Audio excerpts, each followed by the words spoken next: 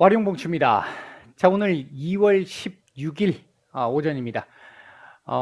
간밤에 미국 쪽에서 어제 이제 오후 우리장 마감 이후부터 미국 이제 러시아 군대가 이 연합훈련 이후에 일부 부대가 부대 복귀를 한다, 원주둔지로 복귀를 한다라는 소식이 좀 전해지기 시작을 하면서 미선물 급등이 나오기 시작을 했고 유럽 증시 급등이 이어졌고요. 혹시나 이 부분이 이 아침까지 이제 미국장 마감까지 이런 부분에 또 다른 이 반대되는 업데이트되는 소식이 혹시 나올지 모른다라는 불안감이 사실 좀 있었습니다만 일단은 오늘 현재까지는 큰 문제 없이 지금 현재 상태가 그대로 좀 진행이 되고 있는 듯한 모습이 진행되면서 오늘 시장 우리도 반등이 조금 나오고 있는 모습입니다. 미국 시장 얘기 조금 드려보고 우리 시장 얘기 좀 드려보겠습니다. 얘기를 들어보시고 도움이 되셨다고 생각되시는 분들은 구독, 좋아요 한 번씩 눌러주시면 감사하겠습니다. 자, 먼저 미국 시장부터 얘기를 한번 해보죠. 우크라이나 얘기를 좀 하기 전에요. 먼저 일단 PPI 얘기부터 좀 해야 될 것 같습니다. 어제 미국 이 생산자 물가 지수 1월 PPI가 발표가 됐는데 지난주에 CPI 발표에 이어 어제도 쇼크가 나왔죠. 시장 예상치를 훨씬 더 상회하는 생산자 물가 지수가 발표가 됐습니다.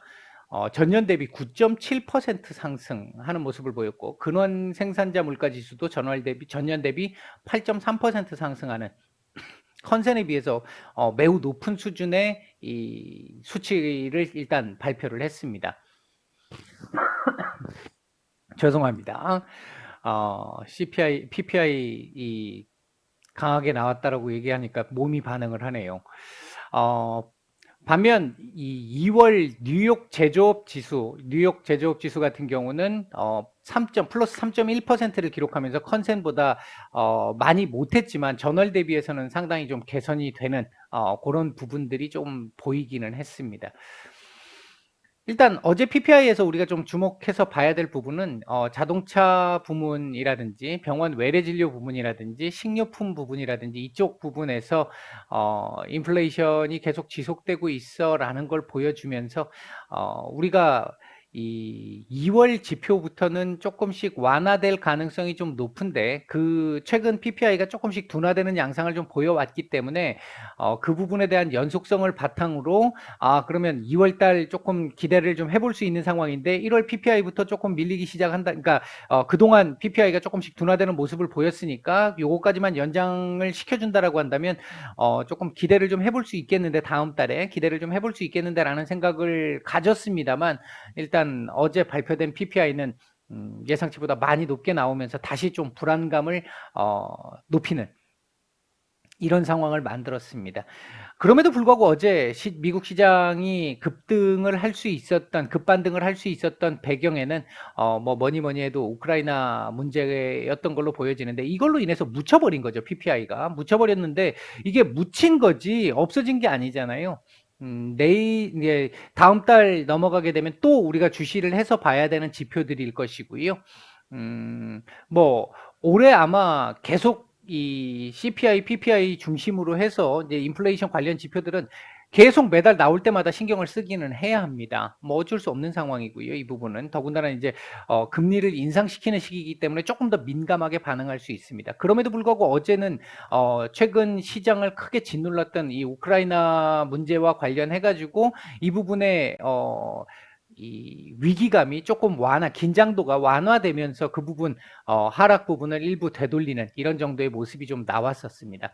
일단 동로 정상회담에서 별로 기대는 안 했는데 그럼에도 불구하고 숄츠 독일 총리가 외교적인 노력이 우크라이나 문제를 해결하기 위한 외교적인 노력이 뭐 아직 전혀 소진되지 않았고 충분히 남아 있다. 그리고 러시아 군대의 일부 철수 환영한다. 이런 얘기를 발표를 했고요. 푸틴 대통령 역시 우리는 전쟁을 원하지 않는다. 우리의 안전 보장만을 원할 뿐이다. 이런 형태로 얘기를 일단은 했고요. 그런 상황이 나오다 보니까 일단 긴장도가 좀 떨어진 어쩌면 뭐 지금 생각하고 있는 대로 외교적인 해결로 넘어갈 가능성이 더 높아진 거 아니냐 이런 쪽에 이제 시장 반응들이 좀 나왔고요. 그럼에도 불구하고 영국의 보리스 존슨 총리 같은 경우에 현재 벨라루스 지역이나 우크라이나 국경지대 일부 지역에 러시아군이 야전 병원을 지금 일단 다 지금 세워놓은 상태라서 언제든지 뭐 지금 페이크성으로 지금 보여주는 철군이 페이크성일 가능성이 높다라는 쪽에 얘기를 했었고 바이든 대통령 역시도 아직까지는 뭐 이 긴장도 전혀 해소된 상황 아니다라고 얘기를 발표를 하면서 아직까지는 미국이나 영국 쪽에서는 극도로 경계하고 있는 모습을 그대로 유지하고 있습니다. 그럼에도 불구하고 시장은 일단은 반응을 좀 했고요. 어제 러시아 외무장관과 미국 국무장관이 전화회담을 했는데 여기서 이 러시아 외무장관이 미국 국무장관의 이 공격적이고 강경한 발언에 대해서 매우 이 유감으로 생각한다라는 쪽에 용납할 수 없다라는 쪽에 언급을 하면서 아직 넘어야 할 산은 좀 많이 남아 있다. 이렇게 일단 보여주는 정도의 모습이 나왔습니다. 이게 지금 우리가 조금 현재 위치에서 조금 봐야 될 부분 중에 하나가 제가 어제 저희 텔레그램 방 쪽에는 우크라이나 문제하고 금리 인상 관련해 가지고 지금 이번 달, 다음 달까지 그리고 올 상황 전반적으로 이제 한번 정리를 한번 해드렸는데 물론 그 내용을 지금 여러분들한테도 전혀 말씀을 안 드린 내용은 아니에요. 일부 내용들이 좀 들어가 있습니다. 이제 나머지 전략과 관련된 부분들이 좀 있어서 제가 오픈을 안 하는 것뿐이고요. PPI 자체가 상당히 사실 지금 높게 나온 상태이기 때문에 사실 좀 불안감은 분명히 잠재되어 있고 조금 이 찝찝한 부분이 좀 있습니다. 근데 한편으로 생각을 해보면 어제 이제 말씀을 드렸던 이 뉴욕 연은의 기대 인플레이션이 지금 조금 꺾이기 시작했다라고 하는 부분은 상당히 좀 우리가 긍정적으로 볼 수 있는 부분이란 말이죠. 그러니까 이 기대 인플레이션 지금 연준의 목표 중에 하나가 인플레이션을 낮추기 위해선 기대 인플레이션을 먼저 낮춰야 되기 때문에 이걸 낮추는데 굉장히 노력을 많이 지금 하고 있는 그래서 뭐 물론 액션으로 나오고 있는 부분은 아직까지는 크게 없습니다만 이 연준 위원들의 발언들을 통해 가지고 조절을 지금 계속 해나가고 있는 상황인데 일단 그 부분이 조금 둔화되기 시작을 했다는 꺾이기 시작했다라고 하는 그 부분에서는 충분히 기대를 해볼 수 있을 만한 그리고 2월달 지표 경제 지표들은요 경제 둔화 우려도 지금 있는 상태인데 그 부분에서는 조금 한숨을 돌릴 수 있는 상황은 좀 나오지 않을까 보고 있고 그 뒤로 3월, 4월로 넘어가도 경제는 미국 경제는 조금 괜찮아질 스태그플레이션의 우려는 조금 지금 완화돼 가고 있는 듯한 느낌은 있기 때문에 그 부분에서는 조금 다행스럽다고 볼 수 있겠고 다만 인플레이션 지표들이 조금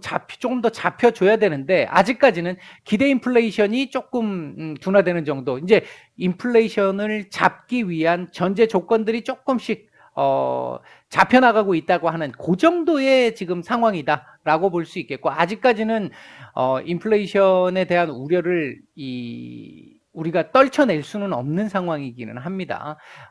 향후에 또 오늘 내일 또 연준 위원들 발언들 계속 있을 것이고요. 그리고 앞으로 또 나오게 될 이 인플레이션 관련 지표들 다음 달 것까지 이제 이 부분들 계속 조금 주시를 해봐야 되는 상황입니다.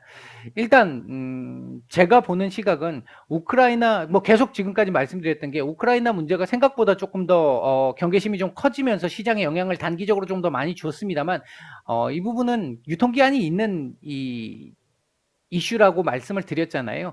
요건 아마 앞으로 노이즈 형태로 움직이게 될 겁니다. 조금 완화되면 뭐 시장 반응할 거고 조금 악화돼도 긴장도가 좀 더 올라가도 반응할 거고 이제 노이즈 형태로 움직이는 상황이 나올 거고 앞으로 조금 더 포커스를 맞춰봐야 될 부분은 금리 인상과 관련된 부분 그러니까 경제 지표와 관련된 부분 이쪽일 것이다라고 보고 있고요.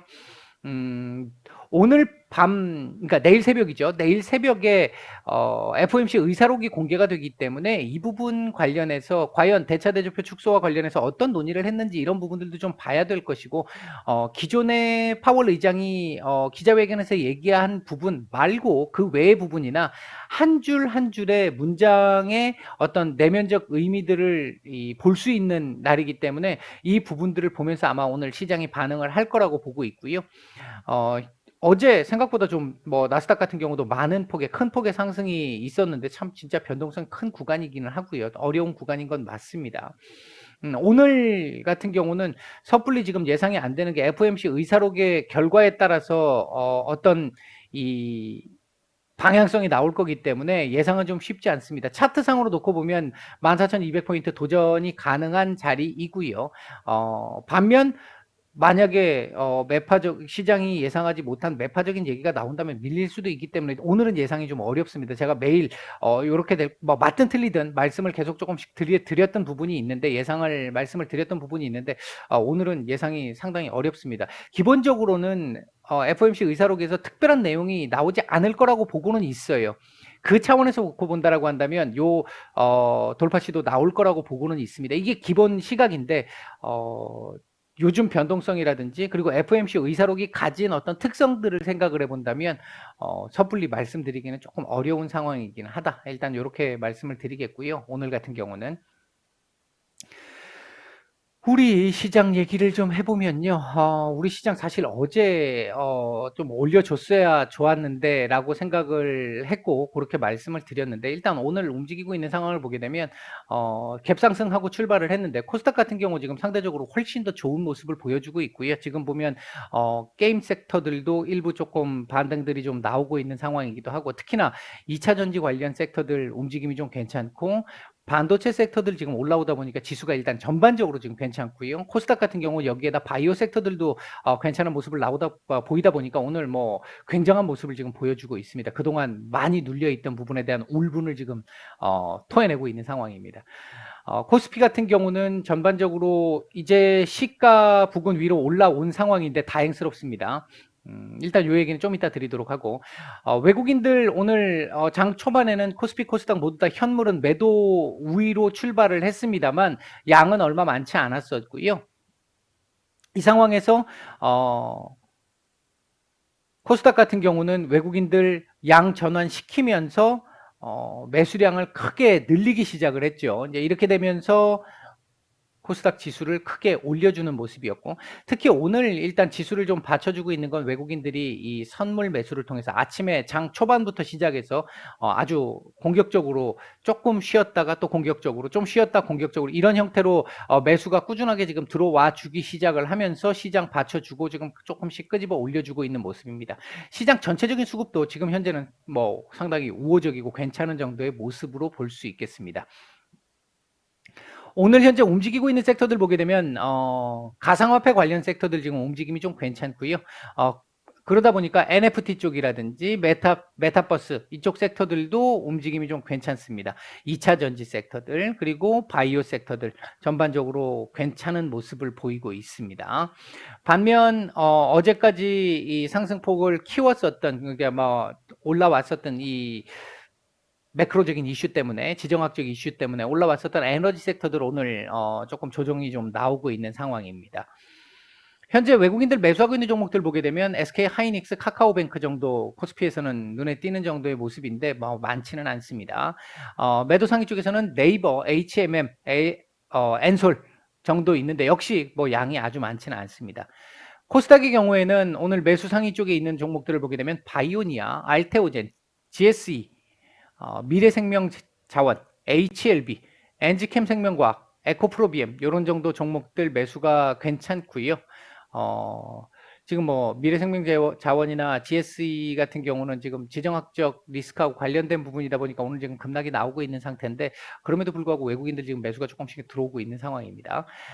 그 다음 매도 상위 쪽에서는 LX세미콘, 위메이드, 대주전자재료, 시젠, 바이오리더스, 심텍, 펄어비스 이런 종목들 매도가 좀 나오고 있는 모습입니다. 차트적으로 한번 놓고 얘기를 한번 해보죠.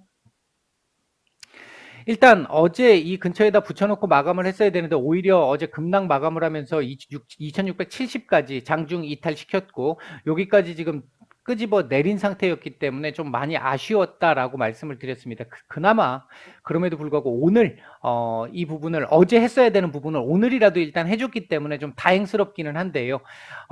캔들을 요렇게 만들고 마감하면 조금 약합니다. 약한 상황이 될 것이고요. 지금 거래량도 지금 많이 안 나오고 있기 때문에 오늘 같은 경우에는 최소한 2730 위에서 몸통을 가진 상태로 마감을 시켜줘야 지금 최근에 이 불안정한 흐름을 조금 완화시켜 줄 수 있는 상황이 될 수 있습니다.